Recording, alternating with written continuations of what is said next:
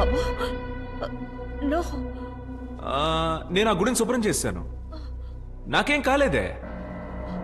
ఇక మీద ఆ గుడిలో ఏ సమస్య ఉండదు.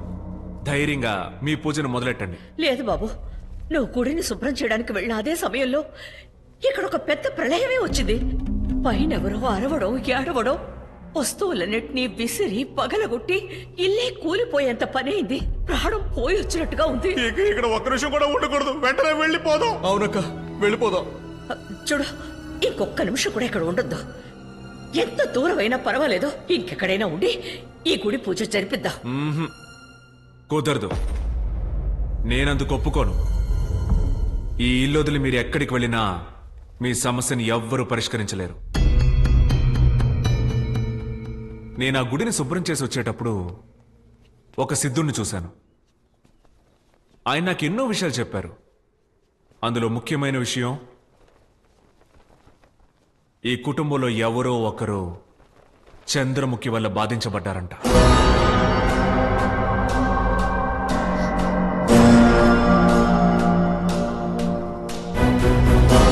అదెవరో తెలుసుకోకుండా ఈ ఇంటి నుంచి మనం ఎలా వెళ్ళగలం?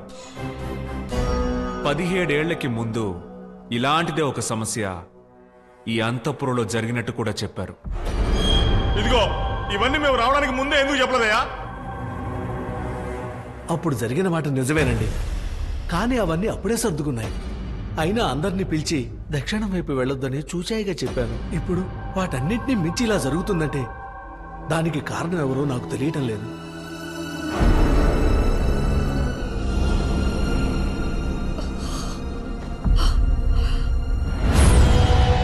ఈ ఇంటి యజమాని ఎవరు? నేనే స్వామి. ఇంతకుముందు ఈ ఇంట్లో ఏం జరిగింది?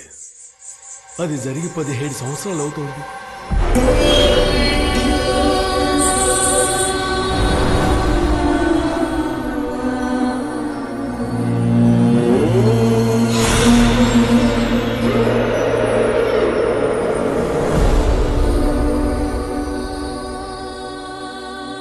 ఆ తర్వాత ఆ రంగుల ముగ్గుని తన చేత్తో పైకెత్తి పోస్తూ పోస్తూ పోస్తూ అమాంతం శాంతించింది. ఆ రోజు గంగని నయం చేసిన ఆ గది ఇప్పటికీ అలాగే ఉందా? ఆ గది అలాగే ఉంది స్వామి. చంద్రముఖి కోసం వేసిన ముగ్గుని పెద్ద పెద్ద మాంత్రికులు మాత్రమే వచ్చి చెరపగలరు.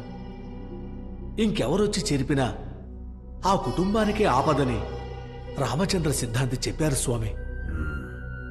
అప్పటినుంచి ఇప్పటి వరకు ఆ గది వైపు ఎవరు వెళ్ళలేదు స్వామి. ఆ గదిని నేను చూడాలి.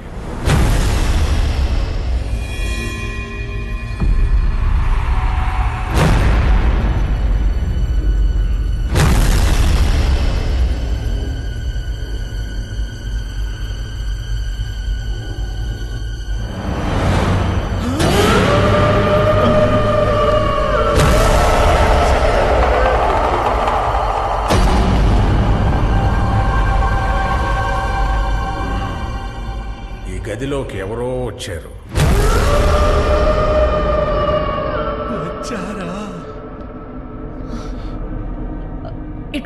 ఇటువంటి ఒక రూమ్ ఉన్నట్టు ఇప్పుడే మాకు తెలుసు. ఎవరో వచ్చారు.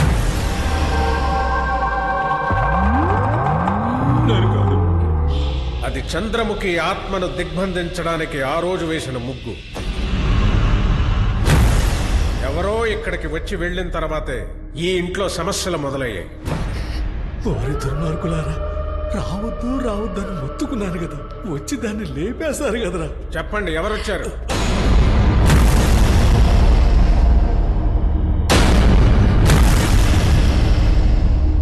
తనే ఈ అంతపురంలో ఒకతే తిరుగుతూ ఉంటుంది. ఒకవేళ తానే ఇక్కడికి వచ్చి ఉంటుంది.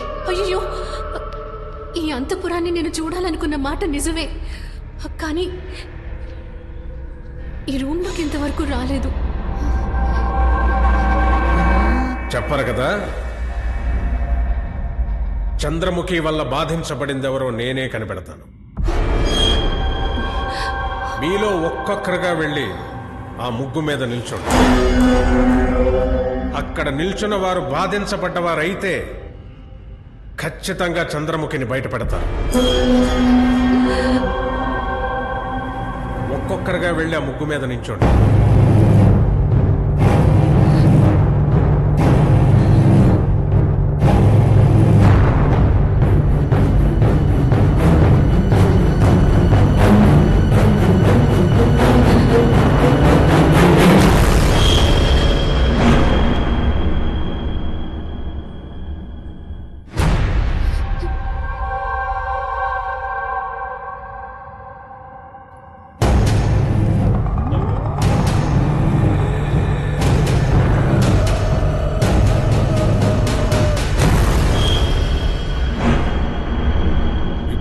నించో. నేనెందుకు వెళ్ళాలి? నేను ఇంటి అమ్మాయి కాదు. నేను వెళ్ళను. చెప్తున్నాగా వెళ్ళి నించో. ముందు వీళ్ళ నుంచోమనండి.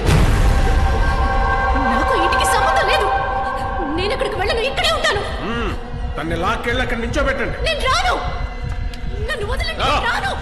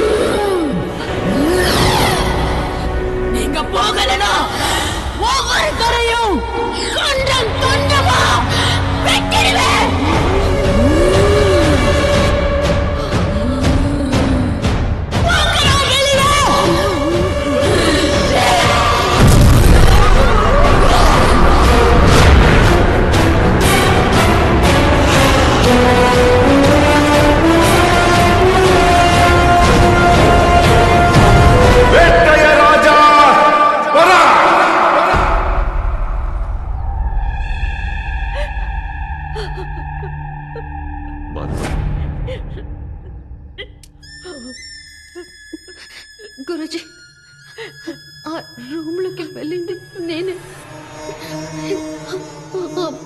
మువ్వని తీసింది నేనే. ఏదైనా సమస్య వచ్చుంటే నాకే కదా వచ్చుండాలి. తననెందుకు బాధించింది? నువ్వు ఆ గదిలోకి వెళ్ళినప్పుడు ఏం జరిగిందో వివరంగా చెప్పు.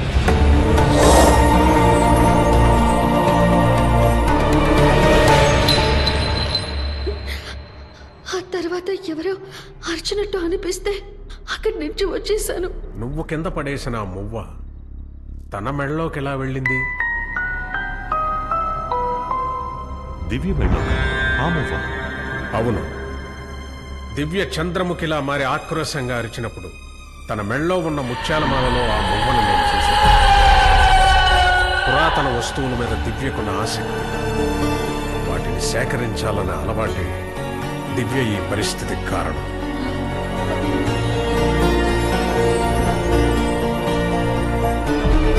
అవును గురుజీ, ఆ రోజు బయట వాచ్మెన్ వాళ్ళ వైఫ్ అరుపుల శబ్దం విని మేమందరం వెళ్ళేటప్పుడు దివ్య వీల్ చైర్ నుంచి కింద కొంగింది.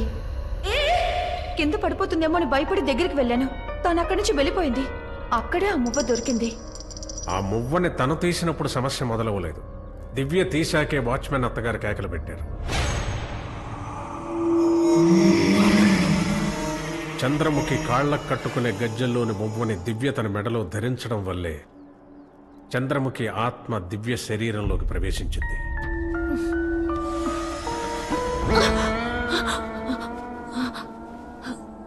ఎప్పుడైతే మీరు మీ గుడిని శుభ్రం చేయడం ఆరంభించారో సరిగ్గా ఆ రోజే చంద్రముఖి దివ్యను ఆవహించింది.